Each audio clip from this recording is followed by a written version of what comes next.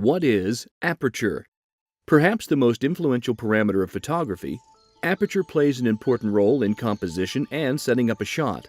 Let's take a closer look. Simply put, aperture is the hole in the lens through which light travels into the camera body and onto the camera sensor. To understand, let's look at the human eye. All cameras are designed like human eyes. The cornea of our eye is similar to the front element of the lens, gathering light and bending it inward toward the iris. The iris can expand or shrink, controlling the size of the pupil, which passes light into the inner eye. The pupil is what we refer to as the aperture in photography. The amount of light that falls onto the retina is determined by the size of the pupil. The larger the pupil, the more light falls onto the retina. The larger the aperture of the lens, the more light enters the camera. The iris of the lens controls the size of the aperture and is called the diaphragm. The diaphragm's function is to block all light with the exception of the light that goes through the aperture. In photography, aperture is expressed in f numbers, also known as f-stops. F-stops are a way of describing how open or closed the aperture is. The smaller the f-stop means a larger aperture, while a larger f-stop means a smaller aperture. This can be tricky to remember since large f-stops mean small aperture sizes. So an f-stop of f1.4 is larger than f2.8 and much larger than f8 or f11. Aside from controlling the amount of light passing through the lens and into the camera, the aperture has a direct impact on the depth of field, the area of the image that appears sharp. A large f number such as f16 will bring all foreground and background objects into focus, while a small f number such as f1.4 will isolate either the foreground or background objects and make everything else blurry. Every lens has a limit on how large or small the aperture can get. If you take a look at the specifications of your lens, it should indicate the maximum apertures, lowest f numbers, and minimum apertures, highest f numbers.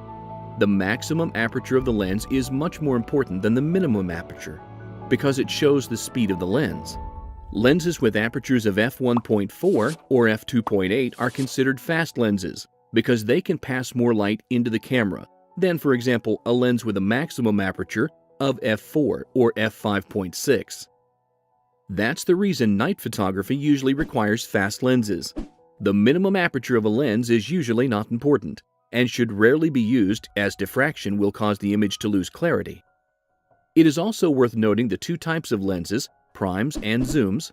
Prime lenses have a fixed focal length, meaning they cannot zoom without physically moving closer or further away from the subject.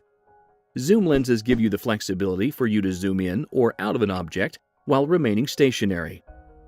While prime lenses will have a fixed maximum aperture, the maximum aperture of a zoom lens will often get smaller as the focal length increases. These lenses are called variable aperture lenses. This is important because for a zoom lens with a focal length of 70 to 200 millimeters, the aperture may increase from f3.5 to f5.6, decreasing the amount of light entering the camera. Because aperture controls the amount of light entering the camera, it also affects other parameters such as ISO and shutter speed.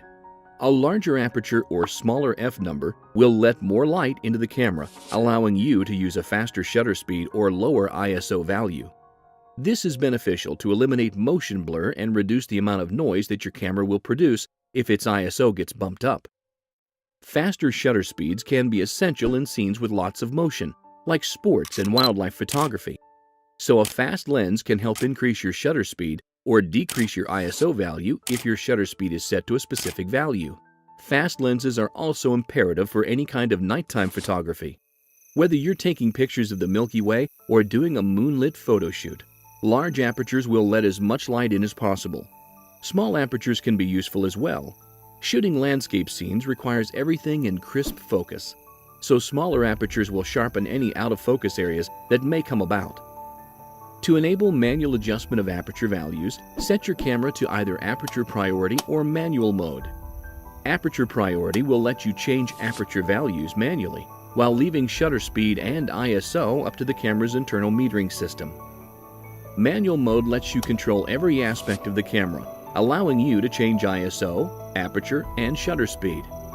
I personally leave my camera in aperture priority mode 99% of the time for most types of photography. With all this information, you should be able to start using your lenses and cameras to the best of their ability. Aperture is probably the most stylistic setting you can change on your camera, allowing for unique effects that can take your images to the next level.